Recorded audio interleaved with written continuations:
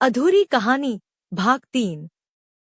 समय के साथ आर्यन और वर्षा की दोस्ती और गहरी होती गई। दोनों ने एक दूसरे के दर्द को समझा था, एक दूसरे की खामोशियों को सुना था। धीरे धीरे वह दोस्ती विश्वास में बदली और विश्वास प्रेम में।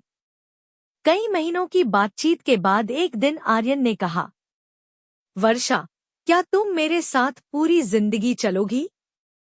फोन के उस पार कुछ पल खामोशी रही। फिर वर्षा की भीगी हुई आवाज आई, मैं तो कब से तुम्हारे साथ चल रही हूँ, आर्यन।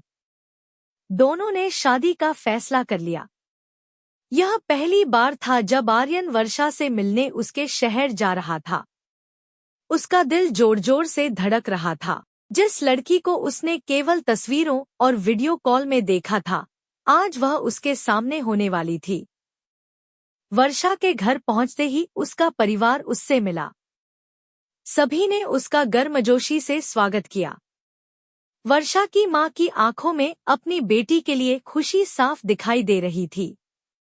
वर्षा गुलाबी सूट में जब सीढ़ियों से नीचे उतरी तो आर्यन कुछ पल के लिए उसे देखता ही रह गया। वह मुस्कुराई। क्या हुआ? आर्यन हंस पड़ा। कुछ नहीं, बस सोच रहा हूं कि भगवान ने तुम्हें मेरे लिए ही बनाया होगा। वर्षा शर्मा गई। उधर उसी दिन आर्यन के घर में भी खुशियों का माहौल था। उसके बड़े भाई की सगाई होने वाली थी। पूरा परिवार तैयारियों में लगा हुआ था। किसी को अंदाजा नहीं था कि किस्मत एक ही दिन में दो अलग अलग कहानियां लिख रही है। शाम होते होते आर्यन और वर्षा अपने कुछ जरूरी काम के लिए कार से निकले। बारिश शुरू हो चुकी थी। सड़क फिसलन भरी थी। कार में दोनों भविष्य के सपने बुन रहे थे। अपने घर की बातें, अपनी शादी की बातें, अपने आने वाले बच्चों के नाम तक सोच चुके थे।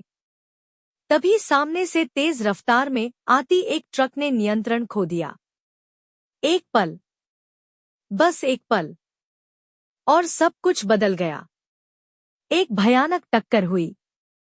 सड़क पर चीखों की आवाज गूंज उठी। जब आर्यन को होश आया तो वह अस्पताल में था।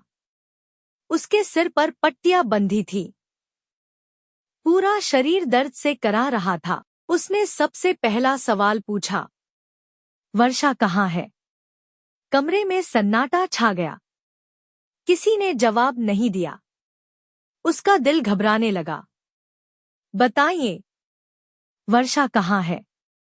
तभी डॉक्टर ने धीमी आवाज में कहा, हमें अफसोस है, हम वर्षा को नहीं बचा सके। यह सुनते ही आर्यन की दुनिया थम गई। उसकी सांसें चल रही थी, लेकिन जिंदगी रुक चुकी थी। उसी समय उसके घर में भाई की सगाई की रस्म चल रही थी। लोग खुशियां मना रहे थे। ढोल बज रहे थे। हंसी गूंज रही थी। और दूसरी तरफ एक प्रेम कहानी हमेशा के लिए खत्म हो चुकी थी।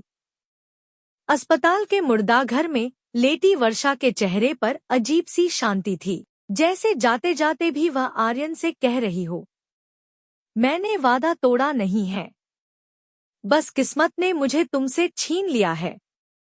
आर्यन उसकी निर्जीव हथेली पकड़कर फूट फूट कर रो रहा था। उस दिन उसने पहली बार भगवान से शिकायत की। क्यों? जब उसे मेरी जिंदगी में लाना ही नहीं था, तो मेरी टूटी हुई दुनिया को जोड़ने के लिए भेजा ही क्यों था?